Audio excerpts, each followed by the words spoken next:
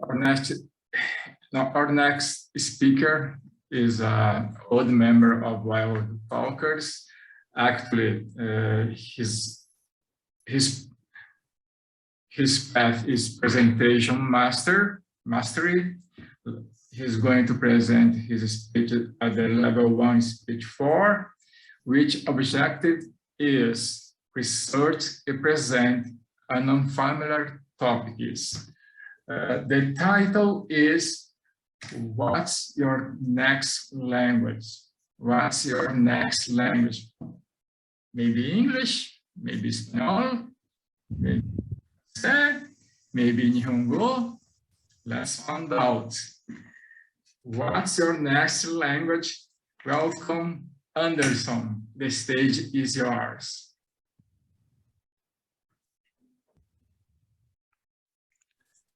What's your next language?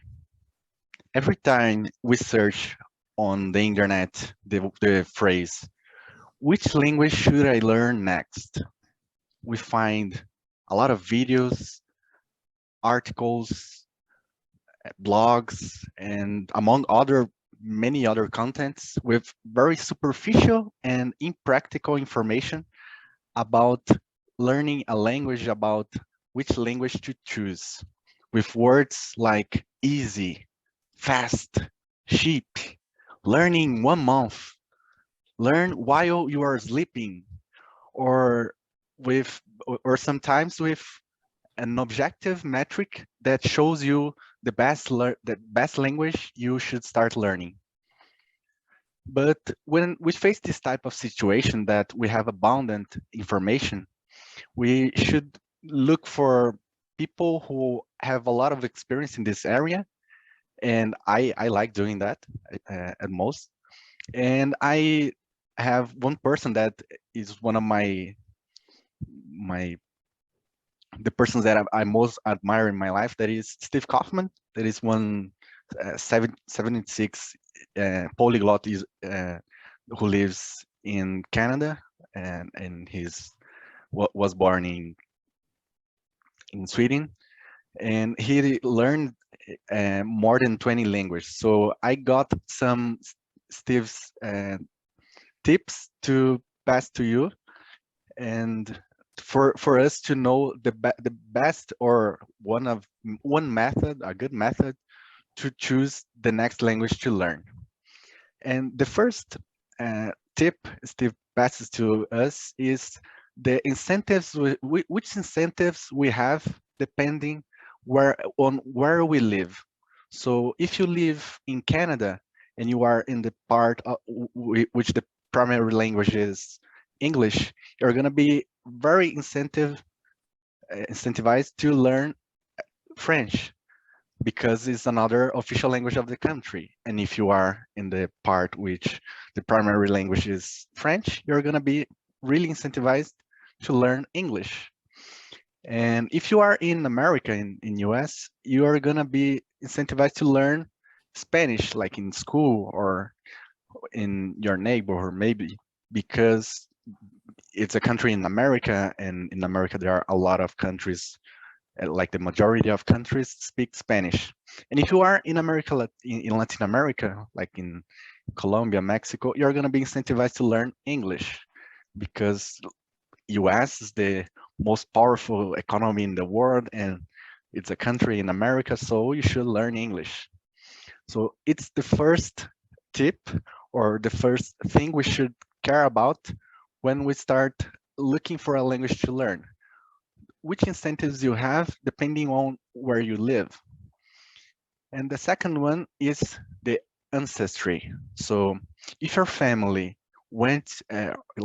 came from a place different on where you live right now, and in this place people there speak another language, like a different language that you speak in your country. So you maybe have family there in this country, in this place, in this region, who speaks this language.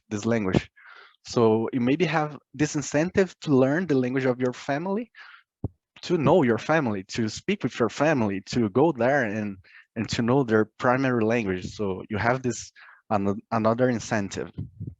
The third one is the utility. So what's your routine? What do you usually, where do you usually go? Do you have any religious routine, like you go to church on Sunday and you have a lot of immigrants there that you'd like to speak with them? You have in your job people from other countries, other regions that speak a language different that you speak in your country. So you have this incentive to learn their language, to make friends, to start to know more people in your daily routine. And lastly, but and most important, I think, is the motivations. What are your motivations? Do you like, what do you like doing in your free time? Do you like watching shows? Do you like watching Netflix series in a different language? Do you like watching animes, which are made um, mostly like in the majority in Japanese?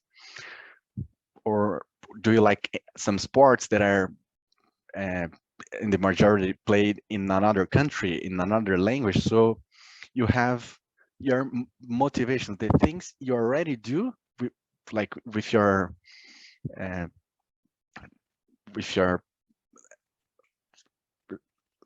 with your that you like doing in your daily routine or in your free time, that you can take this habit, this thing you like doing, and add language learning. So you can choose the language by your daily habits, your the things you like doing. And to end this speech, I'd like to add these 4 tips in my to apply these tips in my life. So I'd like to apply the first one. In my case, the incentives in Brazil. Like I'm Brazilian. I was born in here in Brazil. And in Brazil, like in the other Latin America countries, we have the incentive at school to learn English, at least when I was at school.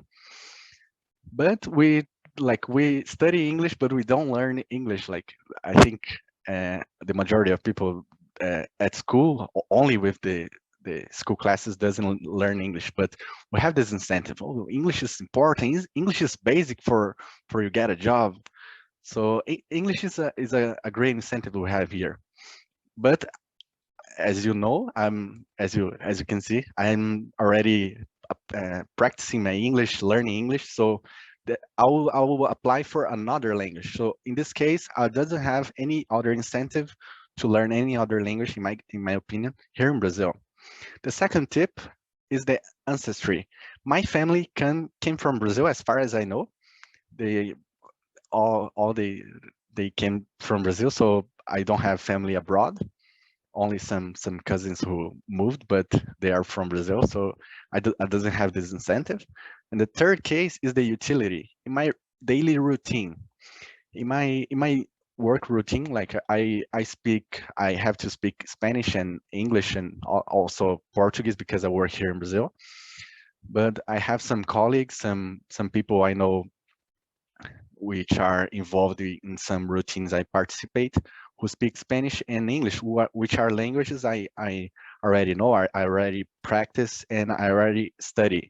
So I doesn't have any more uh, incentives in this case. At least one language that I would like to start. In this case, I can introduce and use this motivation, that is the Chinese. Like I live in a city in the metropolitan region of São Paulo in Brazil, which have a lot of Chinese people, and I know some of them. I have studied with some of them, and I can maybe learn this language by utility, like using this motivation.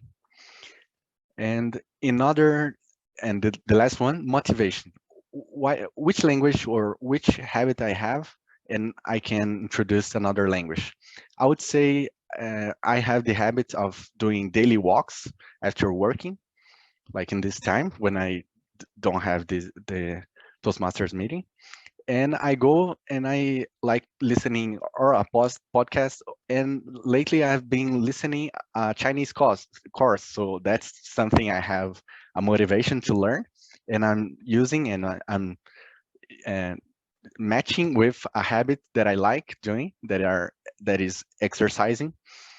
So this is my application of these 4 tips, and I hope I could pass to you some tips to start or to choose a language, another language to learn. That's it. Thank you very much. Back to you, Mr. Toastmaster.